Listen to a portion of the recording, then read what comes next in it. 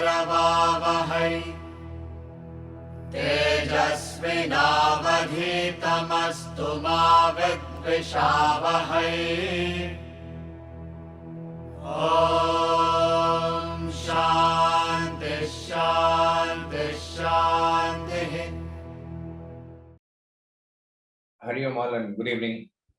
The topic for the day is social awareness. This is in connection with what is popularly known in the world in the form of social service. Social awareness or social consciousness is not opposed to social service, but it is much deeper than social service. So, first of all, we'll understand what service is. What do we mean by service? Service is something when you do, it is beneficial to others. This is called as service. The whole universe functions on the basis of service and sacrifice. You arbitrarily take any aspect of the universe, animate and inanimate, and see their method of functioning. It is for others that they live. It is that the design is in such a way that they are being beneficial to others naturally. The rose gives fragrance, the cow gives milk, river gives water, sun gives vitality, nightingale gives beautiful music. Even whatever the worms and other thing that they do in the gutter, or crow clearing the garbage in the backyard of your own house, you may say that they are eating for their basic instinct and their sustenance. But what they do results as the service for the world. Each and every creature, from smallest to the biggest. Yes, we may say that it is all being done through them. Unconsciously, they do that service. Man alone charges for a service. He alone puts a value for a service. No other creature, nothing else except human being does have a charge. And if you want to sometimes put a charge to all the services that we get, we cannot even repay the charge. So this is called as service. Now, for human being, we have to put conscious effort to bring in this attitude of service. There are two broad principles that govern our life. One is giving, another is taking. The moment our attitude changes from taking to giving, then we can say we are service oriented. Now the question arises as to why should we adopt this attitude of giving? What is the need? What is the purpose? This is where knowledge of Vedanta helps us. It says that you are indebted right from day one. The moment that you are born in the world, right from that day, you have been constantly provided with everything. So you are designated as a debtor. So the moment you understand that a normal person becomes aware that he is a debtor, therefore then there is an awareness in him that I should repay the debt, pay back the debt. So therefore our life must be one grand form of repayment. So therefore, what is the basis for service is this attitude of gratitude. If you are aware that you are indebted, only then this feeling comes, my God, what can I do back? What can I give back? So that awareness which triggers this attitude of gratitude, that forms the basis for service. So we are still talking about how and why a human being should orient his life towards service, and this is nothing great or big sacrifice and we are losing something. Actually, we are going to see that it is only a natural process in the growth in your life. That's all. It is just a natural process. It is nothing extremely to be proud of or extraordinary thing that we are doing. To be of service to the world is just quite a natural thing. Just like to be wise is not something extraordinary. To be wise is to be natural, says Swami Ramatirtha. That's all it is. It is human beings are conferred with this faculty of intellect, and you just use it and be wise. That's all. By using that intellect, you are not doing a great thing. You are being a normal human being. It's just being very natural. Exactly like that. Once this attitude of gratitude comes, your life must become a free flow service. It is. So it is nothing extraordinary. Now, the service that we are talking about, which is at the physical level, which is at the action level, obviously must be preceded by the feeling, the emotion. So the moment we said about gratitude also, it is an emotion, and it is all stemming from that awareness. So when this awareness is there, this awareness is spread to others, that you are being aware of others. And with that awareness, when you are feeling this identification with others, automatically a sense of giving, a sense of acting in the form of service will automatically come to you.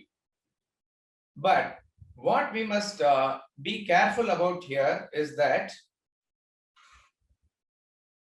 this feeling should not be based on the weakness of your emotion. It must be out of the strength of your emotion. This is the one of the basic lessons that Vedanta teaches with reference to emotion. There must be love, there must be sympathy, but there is a fine line of difference between what we call as true sympathy and what is known as weak pity. In both the cases, you do feel for the others. If others are in pain, you must feel that actually. Okay. So how does it? How do we differentiate it? It is when weak pity is when you feel weak because of the uncomfortable position that others are in, and it creates a sense of weakness in you. That weakness makes you act or feel in such a way that you are not able to accept the functioning of the world as it is. In other words, I cannot bear it or I cannot see it. The emphasis little bit gets transferred on this I, and that is where it becomes weak pity. You become weak at that point of time. See, for which we have to firmly get ourselves rooted in what is known as the law of karma.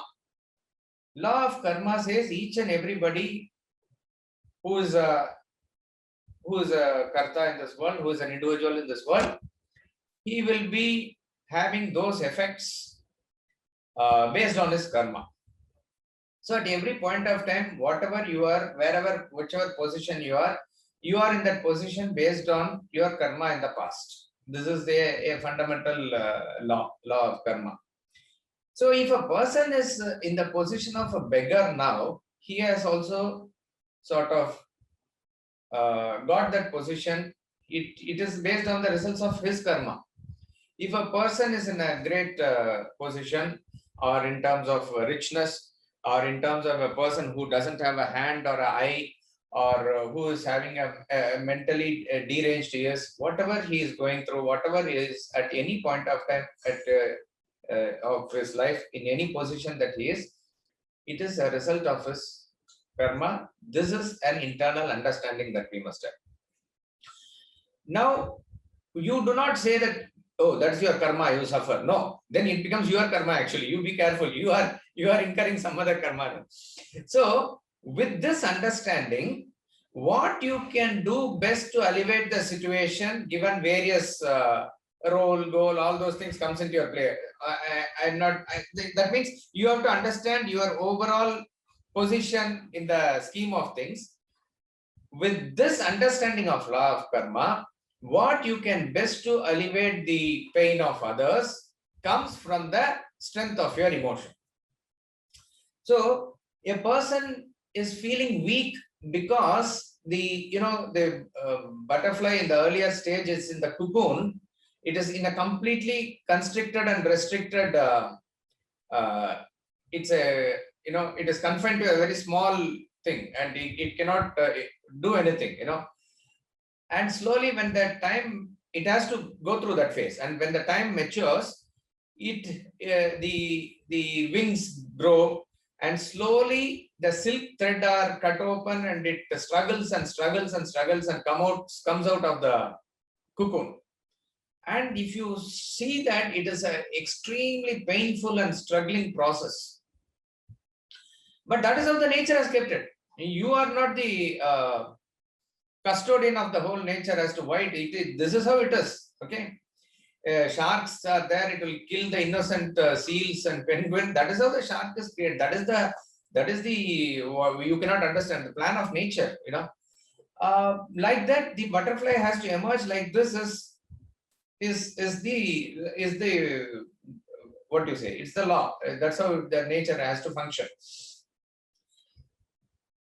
But I am not able to see the pain that it is going through at that point of time, and out of very genuine compassion, I want to help it.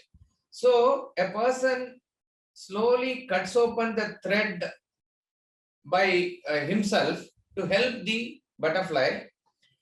And in the process, what he does is that, yes, it might come out fairly, instead of 45 minutes, it might come out a little quickly, let us say. But that struggling process of emerging out of the cocoon makes the butterfly strong. All the vital fluids and other things that is required for the butterfly to flap the wings and make it actually a perfect individual, that it is a butterfly, is a grand plan of nature which you don't know, which you don't see. You are not aware of it. You are aware of only one thing, that it is struggling now, and I am not able to see the struggling. So in this process, what happens is that in the very good intention of helping, with a very good intention of doing service, actually, what I have done is that probably I have killed the butterfly. Maybe it will not be a proper butterfly and its life will be short. Will I like that? I will not like it actually. Why will I want any creature or butterfly or anything to not live its own life? I want it actually. And in fact, I was not able to see the pain of it. But what I did out of sympathy is based on my weak pity. A monkey was sitting in a tree, and there is a flood in the river. So the river water is rising, and there are some fish in the water. The fish in the water are jumping here and there. So the monkey thought, like me, they are also trying to save themselves from the river. So with all the genuineness, the monkey pulled the fish out of the river and put it on the ground. Is it a service? Actually, it has killed the fish. But what do you say of this? This is a very genuine feeling. But why the story of monkey is given is that it is just that it cannot it cannot think. Now, so therefore, for us to understand the functioning of the universe and to have total awareness and to have a totality picture of everything is very important. Therefore, what must back your feeling is a strong knowledge. That wisdom must be there. Only then your feeling can be directed properly. Only if the feeling is directed properly can your service be proper also. Otherwise, we have seen it before also. Sometimes certain people who give donation, it can be categorized under what is known as tamasic donation, tamasic gift. What is the test of a proper giving, proper service, proper donation? Is that the effect of such an act benefits both the donor and the donee, both the giver and who receives the gift. This is the test. It is a sense of evolution that we feel. It is a spiritual evolution definitely for the giver. And definitely there is a benefit for the recipient also. That is a proper service. That is actually a proper service. That is why the disciplines for the donors are given in detail in the Shastras, even in the Upanishads. Because what you do as a service, conscious service, is meant for your spiritual evolution. And therefore, who has more responsibility is the one who is giving. Therefore, all the disciplines are meant for him, not as much as discipline is set for one who is receiving the thing. Okay. For example, Taittiriya Upanishad says, Shraddhaya deyam. Anything that you give must be given with Shraddha, with full faith. You have to believe in that cause and give. And very importantly, it says the corollary also that Ashraddhaya adeyam. If you don't have faith in the cause, do not give for just for the sake of giving or social pressure or peer pressure or nothing like that. If you do not believe in that cause, then do not give. Shraddhaya deyam, ashraddhaya adeyam. And when you give it in plenty, abundance. Shriya deyam. Kriya deyam. To be given with modesty. Why? You must give with modesty because you are just giving some material benefit to others. There are stalwarts who have given their own lives. What are you even boasting about this thing? So give it with modesty. As I think Gandhiji says, even in a commercial transaction, in a shopkeeper, when a customer comes to buy the goods from him, he is actually giving that opportunity for you to serve. Similarly, a donee comes to you means he is giving an opportunity for you to give. Treat him with that respect. So therefore, give it with modesty. Bhiyadeyam. To be given with fear. Very interesting. Why you should give with fear? Because be very afraid that while in the process of giving, unconsciously within us something will boost up. That is called as our ego. That I am the giver and he is in the position of receiver. So my hand is up and his hand is down, obviously, right? So I am feeling that egoistic attitude. So he says, be very careful about that. As I said, the whole idea of any spiritual discipline, giving and other things is to reduce our ego.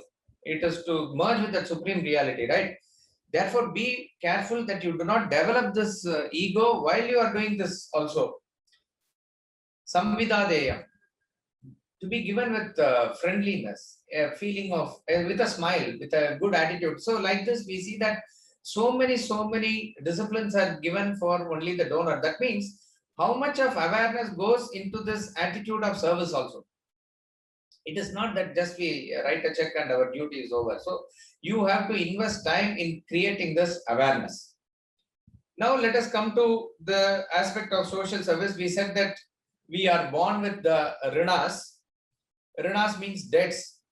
Our Shastras, Hinduism, classifies this debt into 5 categories. We have seen this before. There is this Deva Rina, or the Rina to the gods. Gods are those powers which keep all the elements alive for our sustenance. There is a rain, there is sun, there is earth, there is the temperature, atmosphere, various things which are aspects of the nature, without which none of us can survive. If the rain is not there, food is not there. If food is not there, no living being will be there. If sun is not there, none of this will happen. So your rina or debt is to that cosmic powers, those powers which help your sustenance right from birth. So this is called as Deva. And remember, all these debts cannot be repaid. You cannot put a value to these debts. So it is just first having that awareness that I am having these debts. So what you do as puja and other things, these fall under the Deva Rina, to the Devas. Pitra Rina is to your ancestors. In terms of the lineage, you are the effect and they are the cause. Your father, your grandfather, and others in that lineage you are coming, right? So your physical body even would not have come into this earth if your parents were not there, and they would not have come if their parents were not there, right? So you are thankful to them because your existence is in the world is because of them. So no doubt what you do during their lifetime is one thing, but even after that, with this attitude of gratitude, you have this Shraddha ceremony and other things. That is a way of repayment to them. Then you have the Rishi Rana. Rishi Rana are the great sages and saints who have sustained this knowledge for us from time immemorial. For human beings, if we don't have this knowledge, we will be existing like other creatures. That's all. What is the big deal in calling ourselves human being? So it is this knowledge. It is these. It is the compassion and grace of these rishis. So this study, reflection, and passing of this knowledge. It's very, very important. Particularly, you have to imbibe this knowledge and live this knowledge. That is the way of repayment. And then you do whatever you can to spread this knowledge, spread this awareness. And then comes the Rana to the humans. And this is what social service is all about. You are a social animal. Everybody is a social animal dependent on various other people. You cannot live all by yourself. So the society is there with all human beings, and we live as a one big family. So you can be great in various ways, but if, let us say, a person who is growing the paddy in the field, he is not there.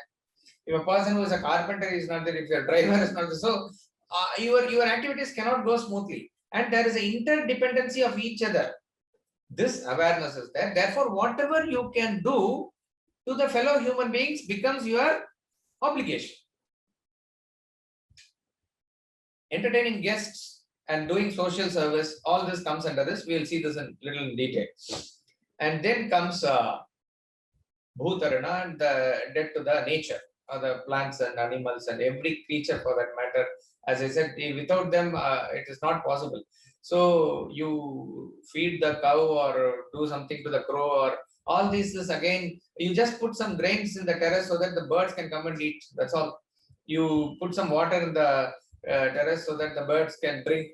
Like that. It's only a question of this awareness. This awareness must be there, that each and ants are helping us. Each and every creatures like that are helping us. This awareness must be there. Every tree, every grass, every plant is there. It is there for our benefit. They are giving themselves for us. So this awareness must be there.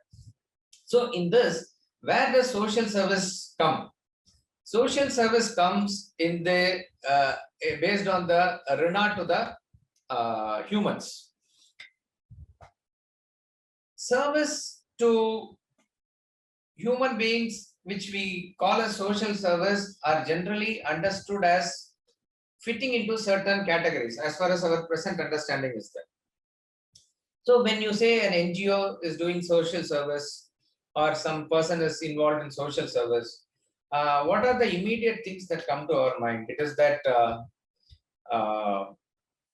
there is a blood donation camp, there is building of hospital, or a bus shelter is given by some Rotary Club. Then there is some orphanage that is being built and maintained, or something like school is or you give some scholarship to some education.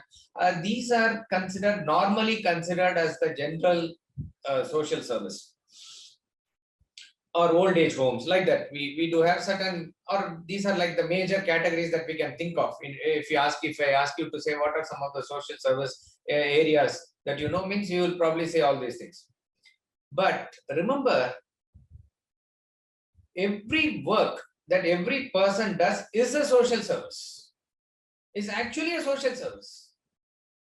We think that, suppose if an actor is acting in the film, why are you not looking that as a social service?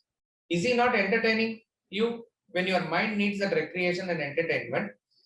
He is doing certain things on the screen, he is working on that, and he is providing that service to you. A person who is a software engineer, is he not doing social service? He is. A person who is in politics, is he not doing social service? He is. A teacher, is he not doing social service? Or a person who is just cleaning a scavenger or somebody. Is he not doing? Everybody is doing. Now, why are we not normally relating as that? So we say, we are all mundane people. We do office work. We do this or we do this work and that work. But they are all doing service. Something like that. So, what Vedanta says is, irrespective of whatever you do, with what attitude you do, actually makes it a service. It is a service. Everybody is doing a service. So, Uddaret Atman Atmanam. Raise yourself by yourself. See, somebody may think that taking a class on Bhagavad Gita or a class like this, it's a great service. Yes, it is a great service. The subject matter dealt is also very important, very subtle knowledge. But the question is, how does it become a service from the angle of the person who is taking the class, let us say. If my attitude in the taking class is worldly or mundane, then this cannot be a service from my point of view. It is another thing whether it benefits others, that is a secondary aspect of this, and that's a different discussion. But I am thinking in terms of what I can get from this class. Whether I can get money, whether I can get more following, whether I can get some honor. Somebody says, wow, it is good. That gives me a kick, okay? And that is what is actually I am looking for.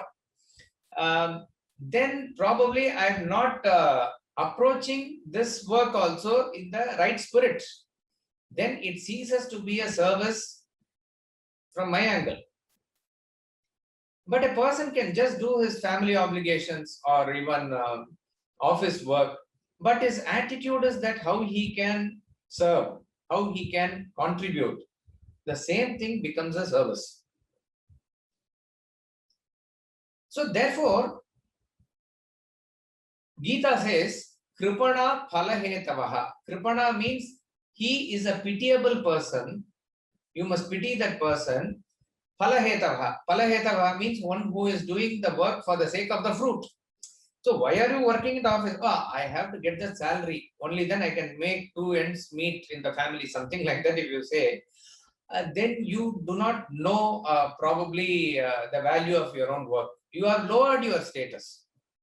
I am doing this for this. So in other words, you have reduced a great work to a very small level that it is only to make money out of it or just to sustain or something like that, which animals are very casually doing, very easily doing. They don't have money. They don't go to office, but they are sustaining themselves. So you don't say that you go to college, you go to university, you get yourself educated and you get yourself into corporate sector, you climb all the corporate ladder only to do what they are doing. Then it is actually lowering our status.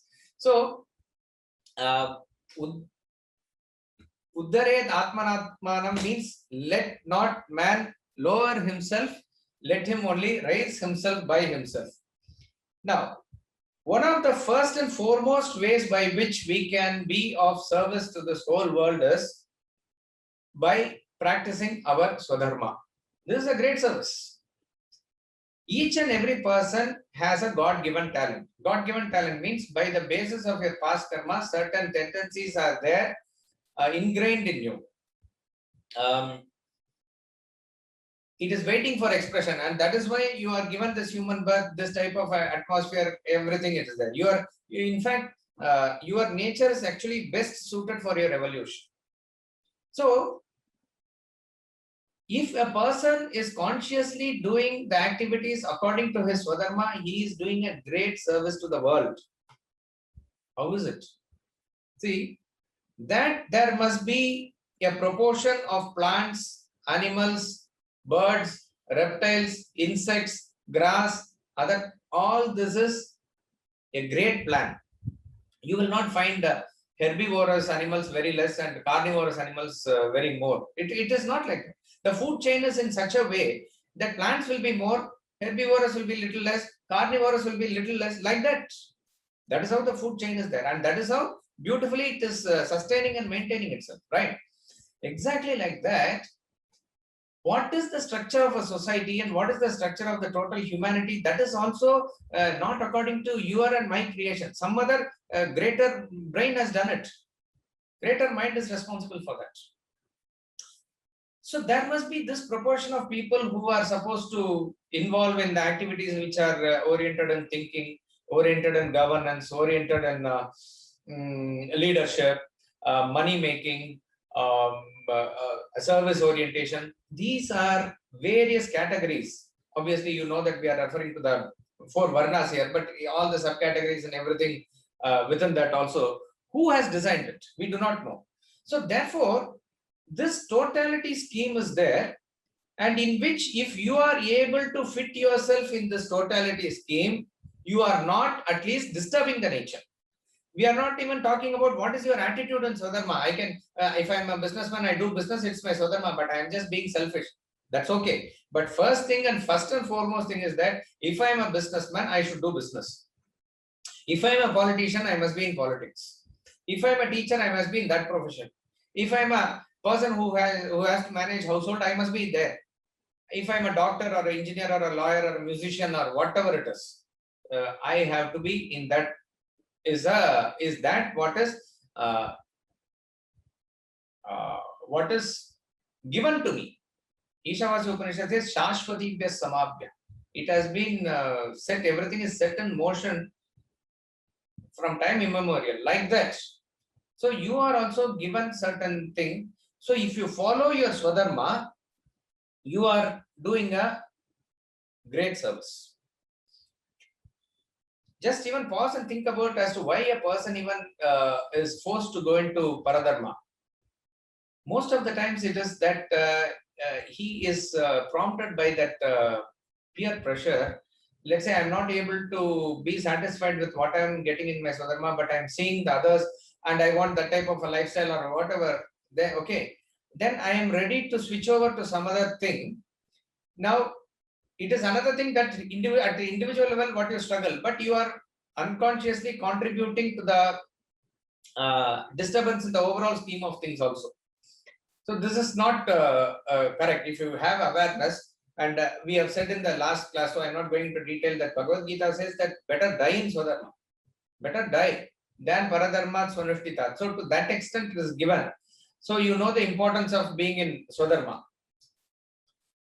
Secondly, social service, the need for that generally arises when the individual discards his duty. See, when we talk about a person running an old age home, that's a great social service. But why does the need for old age home come? Because there are many who have, let us say, not taking care of their parents. Whatever reason, they are not taking care of the parents, and the parents are not living with the family at the home. Then there is a need for an old age home. Why should there be a lot of orphanages? Why should, because there are orphans, let's say. Why should there be orphans? Suppose if my cousin or somebody who has died in an accident and his son or daughter has become an orphan, by the definition of the normal sense of the term, it becomes automatically my duty to take care of it. That's all. But if I am not aware of that, which is my individual duty, which is not, see, it might seem very big now in the present days that we are living, but it was not the case. That is not how it was oriented before, right? So that becomes my duties. Even now, we would have seen in this generation or even in our lifetime, somebody comes from the village, it could be your cousin or something, they could be staying with you in Calcutta or Bombay, wherever you are, and they are reading, studying, and then taking up a job. That they are staying with you at your home, did you ever consider it like a burden or something like this? It was understood or taken for granted that it will be like that. No, this is my room, my son's room, this room, I don't have a place for you. This does not arise. We will always adjust and accommodate, and you will take it forward, right? So there's no big deal about it. This is just a normally expected of an individual. So when the individual is not able to perform his duty, then there is a need for social service. A social service has to come to do this. A person who is hungry, who comes to your place, must be fed. That's all it is. Whether known to you, unknown to you, that's all. It's a very fundamental duty, because food is that which sustains his life. If you are not doing it, then there must be a satram or something, where a place where annadana is done or something like that. Then, so here what you do? Okay, at least for the sake of punya or something, I contribute to that.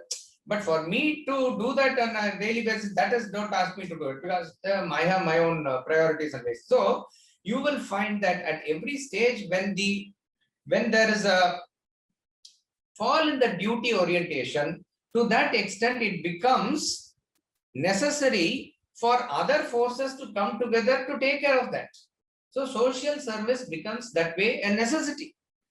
So therefore it has a connection with reference to how you run your lives. So therefore the life must be not oriented towards rights, it must be oriented towards duty. Money is important in life. Let us, for the argument's sake, say that a person is very much not even having money to take care of his basic needs in life, to have a house of his own, or to have proper meal. Even if that is difficult, obviously you have to, at any cost, you have to first work towards that, gaining that much money. So let's assume there was a Paramacharya argues this case. Okay, assume that even in the time of Mughals and other things, the Swadharma of so-called, when I say so-called in modern context, so-called Brahmins, they were able to keep and sustain whatever their Swadharma was and carrying on with a simplistic way of life. Assume that after the advent of British and the whole system changed, and even if they were not given the opportunities as before, just to lead their lives and continue their Swadharma, so they were forced to take up job, let us say. Assume you give benefit of doubt to them that they have to do it. So let's say he leaves a village and goes to a city and works and maintains himself. That's fine. Okay. But it doesn't stop there. I want a better job. If a better opportunity is there, I go to. So your basic needs are taken care of. With that sustenance, why don't you then practice whatever you are supposed to practice? It doesn't stop there. I may then go to Bombay for higher thing. I may then go to America for higher thing. In the process, whatever is that I am supposed to do according to my Swadharma, that takes a secondary seat in my life. So, why does this happen is because there is a tremendous pressure that we feel because of what is known as this peer pressure. If everybody, the orientation in the whole world is now towards earning more money. Everybody is working because only for money. Money is a driving factor. Okay, acquisition is a driving factor. If I'm in a society where everybody is living like that, there is automatic pressure in my mind to do this. If everybody in my society has 2 cars, even if I don't need also, there's a pressure for me to buy the second car, because it's like that. If all the children in my son's school are having a particular type of a dress or a gadget or something, automatically he has also a pressure. Therefore, I have that pressure to get it for him, right? Something like that. So always our minds work on the basis of peer pressure, and this is where the knowledge should come. You must develop the intellect to such an extent to ward off the peer pressure as much as possible. There is a trade-off actually. So if a person gets a promotion and he goes, let us say he has an opportunity to go to America, but he has to leave his parents here and go. Being here, he can be generally okay, but there is a huge opportunity or something which is growing in social status and other thing. There is a trade-off.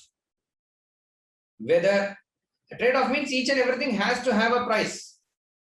Here, being with family and other things, it has various cost-benefit analysis. The cost-benefit analysis is not only with reference to material benefits, various other things like emotions, knowledge, wisdom, various things that you get along the way. But what happens when you go there, you may improve the standard of living and various other things can be there, but other things you have to compromise also. So there is no such thing as free meal. Everything has a trade-off. So you have to intelligently start valuing or giving the correct values to various things. What is the value of emotions in your life? What is the value of money in your life?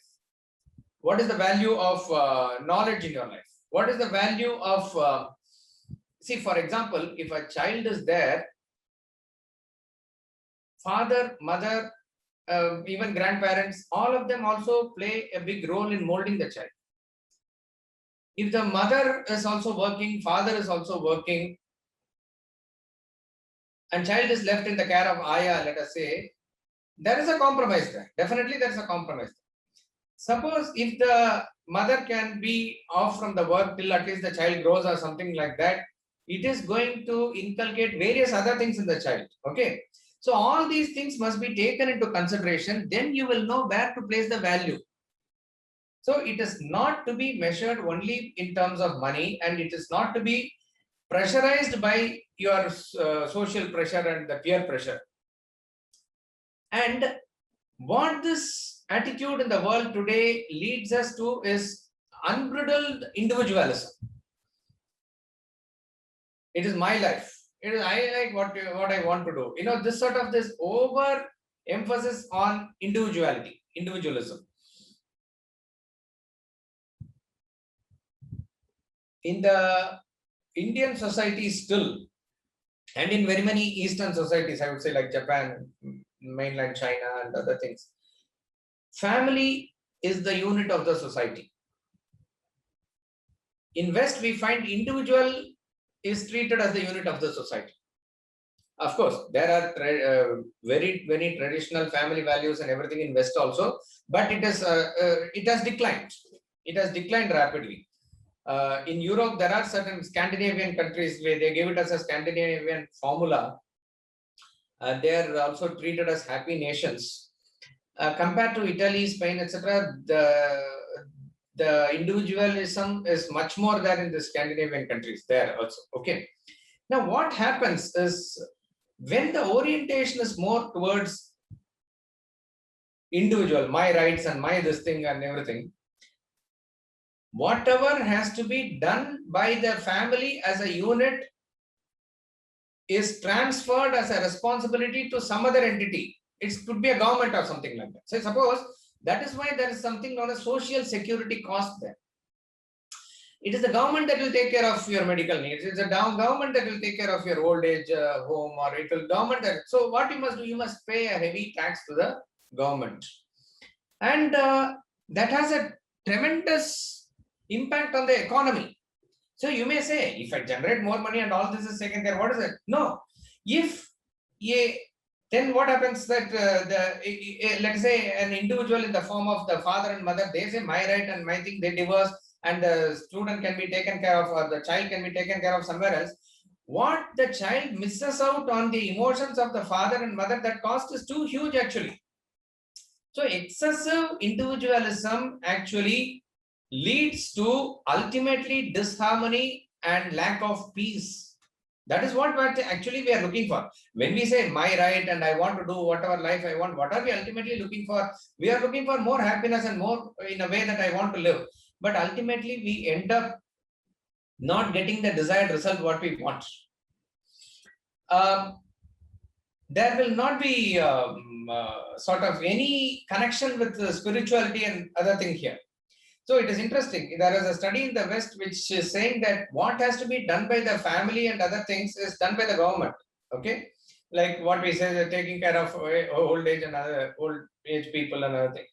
What has to be done by the government is done by the private. Water supply and other thing they are doing, electricity and other thing they are doing. So it has become like a topsy-turvy. Even the economists, it took a lot of time for them to even understand. Of course, when once the damage is created like that, that is what this excessive feminism, excessive individualism, all this is how it will impact. See, now we may talk about live-in relationship, single mother, this, that.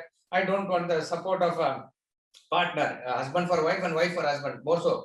But then you will not be married to one person, but you are expecting the government to provide all that is to be provided in terms of the marriage.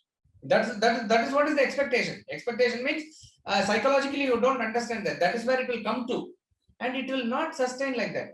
So it is to see how small units can be self-sustaining and self-sustaining like that. Then you find the overall society functioning very well. So it all starts from the unit of a family, which is based on the duty of every individual in the family. So father's duty in the family to the children, husband's duty to the wife, wife's duty to the husband, children's duty to the parents, grandparents' duty. So if the duty orientation is there, that family unit is like that. So exactly like that, if that unit is well taken care of, so many units like that, then there will be a proper functioning of the society itself. So this is where, in other words, if every person is practicing what is known as the Samanya Dharma means common Dharma. This is not a big thing. If everybody is practicing this Samanya Dharma, to that extent, the artificial social service will be reduced. We are not saying per se anything against social service. Inspired people and those who are oriented towards that, they must do it. And there will be always enough cases and opportunities for you to do it. But it is not a very happy situation or a proud moment when you say my country has a lot of orphanages, isn't it? It is something to be ultimately ashamed of. So when each and every person is gaining this type of a knowledge about Samanya Dharma, then Samanya Dharma means common Dharma, common duties and principles that you need to follow in life. Then the dependence on social service will automatically come down. It should reduce. In fact, what do you call, what is the purpose of hospital ultimately? Purpose of hospital is not to do big business and therefore you are wanting more patients. Health must be restored. A person who is served properly must not come to hospital again, right? So where does the shift come? So shift comes from treating a person to creating the awareness of health. The shift comes from money to the family values. So this is where, when the awareness is increasing like this, we may call this as social awareness. That is what the term implies here. In other words, it is not to be just social service, is not to be merely looked at from the point of view of what are the actions being done, because mostly that is treating the symptom. You have to go to the root cause and try to rectify that at that level. Doing that is social consciousness. So let us say, Swamiji always gives this example. You have a family, as I said, extended family, that you, wherever and whatever you can help, you take care. Similarly, if there's a maid servant and driver, all that becomes your responsibility. That's all. You just take care of their needs. Be aware of it. See, it is not that I am giving him salary, that's all is my relationship with him. No. Therefore, he has to do. That person must be duty oriented in the sense that I am serving here. Therefore, how can I serve my master? That must be his attitude. That is from his angle. From your angle, okay, they are in unorganized sector, serving your household and other things. In whatever and other needs of their emergency and other things of their family, you must be ready to provide for them. It becomes your extended obligation. That's all it is. So if every person, every household is, let us say, taking care of the maid servant and other people who are working there, who are like that, what a wonderful society it will be. Like, isn't it? So you think you are there going to a party, you are there in the party till 12 o'clock, your driver is there waiting in the car, and after the party is over, he has dozed off or something. Hey, come here. Hey, what are you doing? You are still sleeping. Suppose if you are able, you are shouting on them. Imagine the person who is just to sit in a place when the party is going on. It's not that he's interested in the party, but what to do for him? Nothing else is there. He's just sitting there and he falls off asleep, and you are not even able to identify yourself with this position, then there is something wrong with you.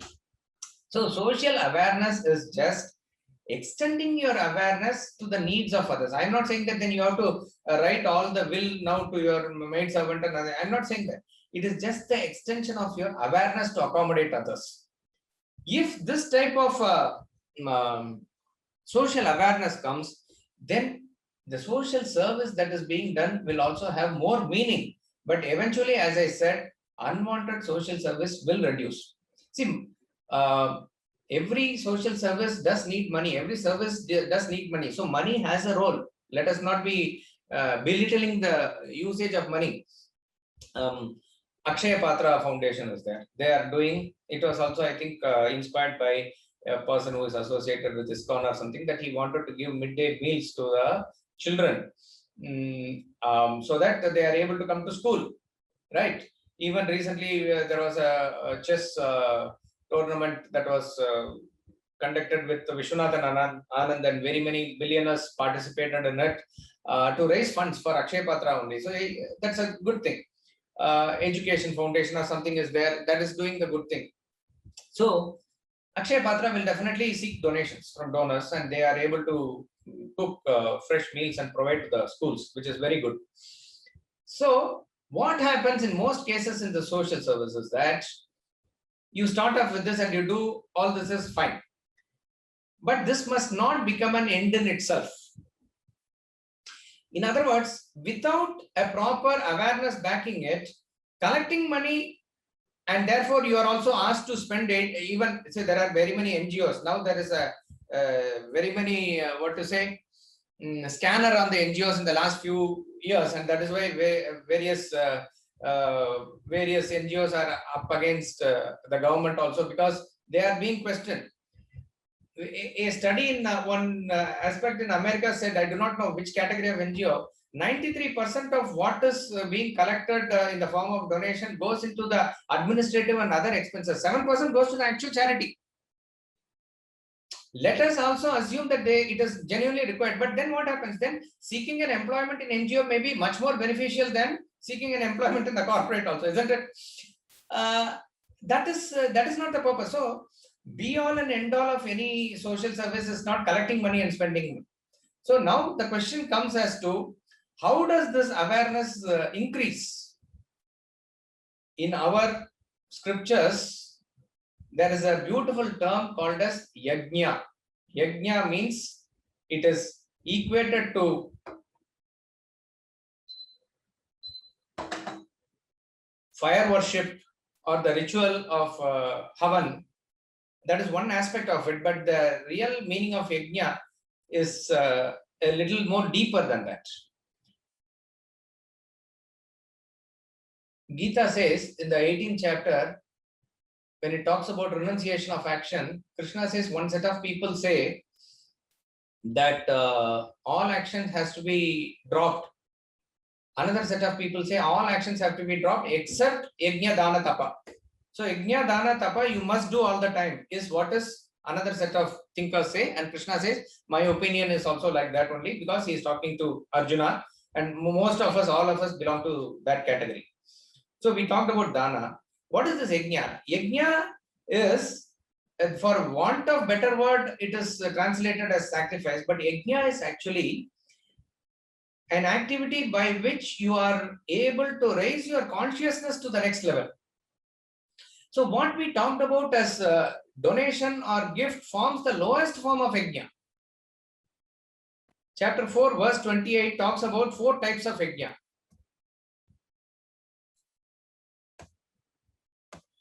First is called as the Dravya Yajna. Dravya Yajna is material gift. Dravya means grains. Grains means anything that you offer at the material level. Then comes Tapo Yajna. Tapo Yajna is the service that you offer at the physical level. To write a check and give money comes under Dravya Yajna. But to spend your time physically working for that cause or any cause that you feel inspired is Tapo Yajna. That is much higher. So you can maybe send a packet of sweet to your friend when she has a function, or you go to her house and work with her in the kitchen till the function is over. That is a greater service. That is definitely a greater service, because your time is involved. Your physical energy is involved. If you are able to expend that. So what happens here is that when you are conscious of the other people's needs in that way, only then you are able to elevate yourself. So Yajna is offering something into the fire. What it means is that there is an offering and there is a kindling. Offering is the grain into the fire, and the fire is kindled.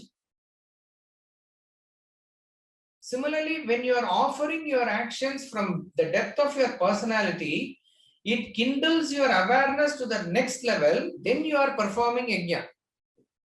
Then you are actually performing yajna. So this yajna can be classified into various categories, and this verse classifies into this four categories. And one of the best interpretations of Swamiji is to go into the subtler and subtler levels of our own personality. Dravya yajna, tapo yajna, yoga yajna. If any person is able to give emotion and knowledge to others, that's even more greater, isn't it? You teach a person, you give a person fish, he is able to eat one day. You teach him fishing, he may sustain himself for the whole lifetime. So what is that teaching fishing? It is actually giving that technical training to him, knowledge to him. It's a great service.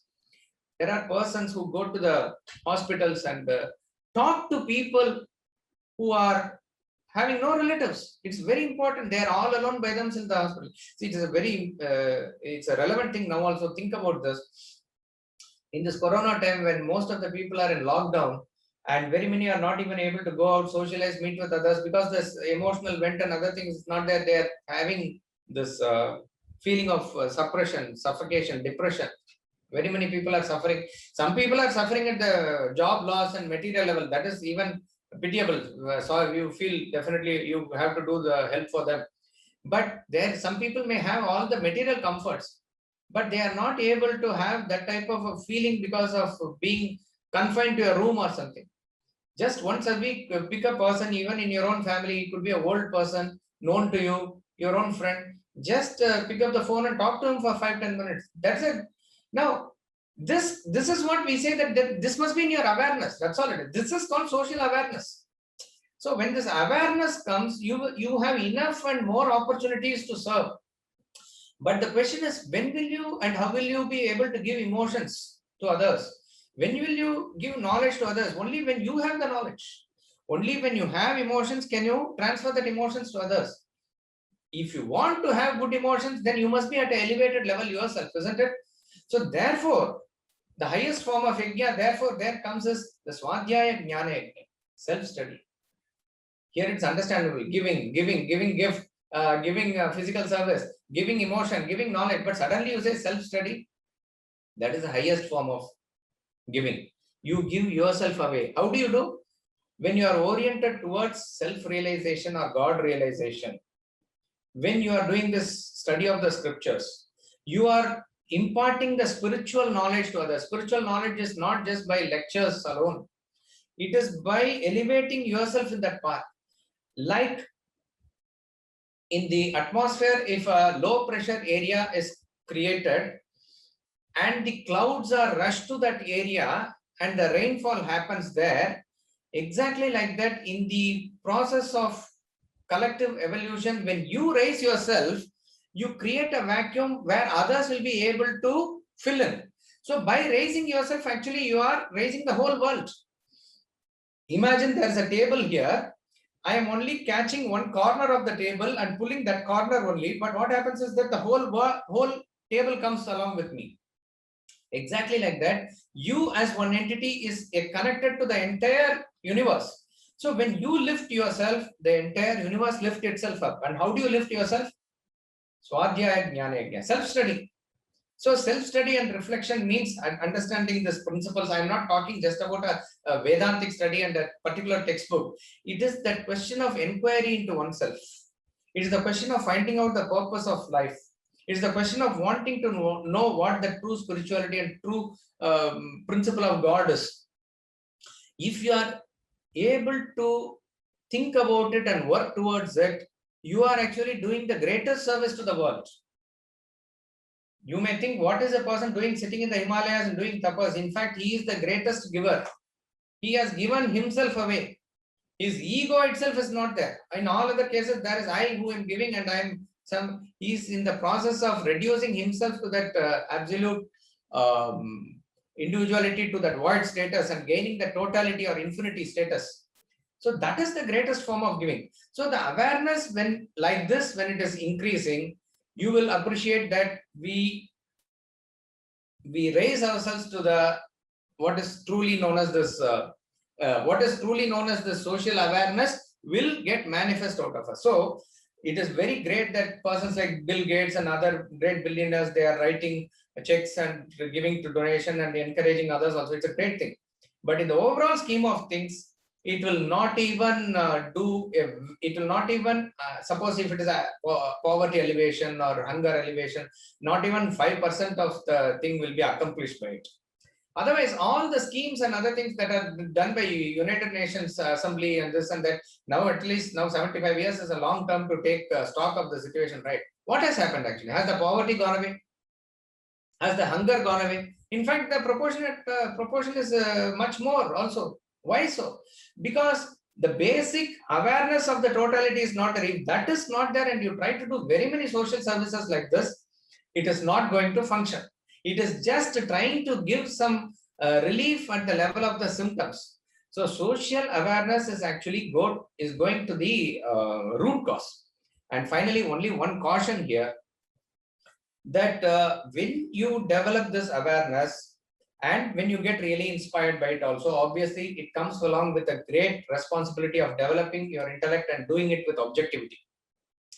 If that is not there, and if the mind gets involved at certain level and you get a, what to say, obsessive feeling about even the social service, then it will become dangerous. It is tough, it is difficult, it will not happen because your intellect is also developing. But if the mind partakes in the pleasure of just doing the social service for the sake of doing it without linking it to your evolution, then sometimes it might produce a contrary effect, at least for you. See, suppose for argument's sake, I'm saying a person opens an orphanage in Calcutta because he's moved, because he has seen some orphans, which is very good, which is inspiring activity. Now orphanage is running well, he has collected donations. Now he is wanting to start more orphanages. One in Delhi, one in Calcutta, one in Chennai, one in somewhere, and he is collecting more money and doing. Apparently, it seems to be a very, very good thing. But once you become obsessive about this, what are you actually doing? You are creating more desire about this more orphanages. What is the resultant of this? The resultant of is this, that you are actually desiring more orphans. That is not the case. Actually, you are not wanting orphans, right?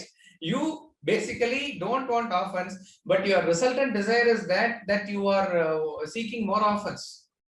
So therefore, the objectivity and the awareness with which we do the service also counts. So everything finally hinges back to studying, developing ourselves and developing our intellect.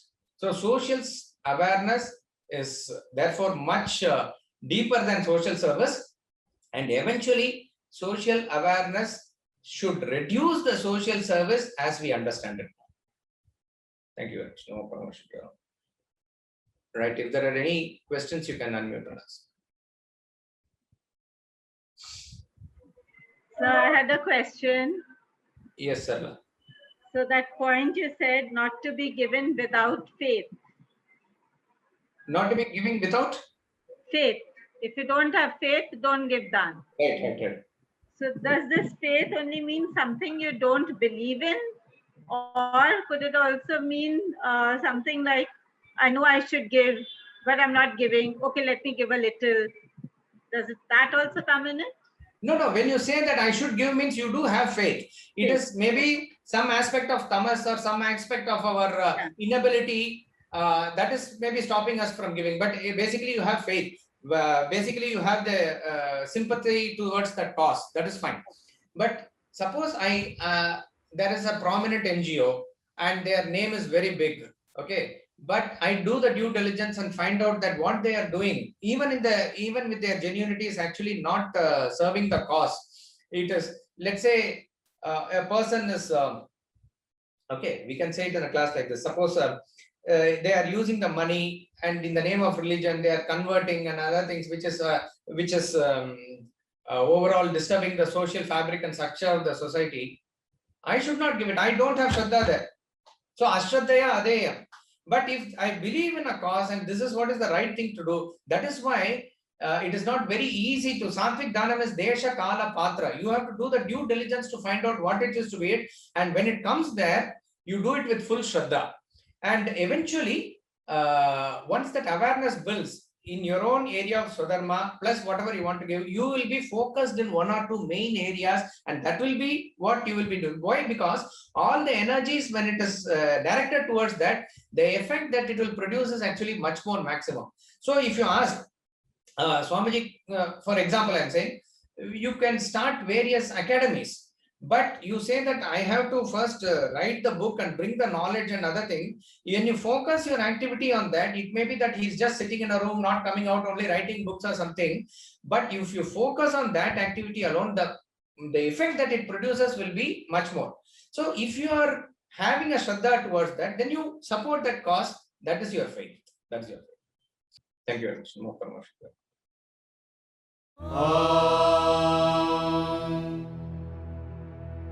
Poornam Adah Poornamidam Poornat Poornamudachyate Poornasya Poornamadaya Poornamevavashishyate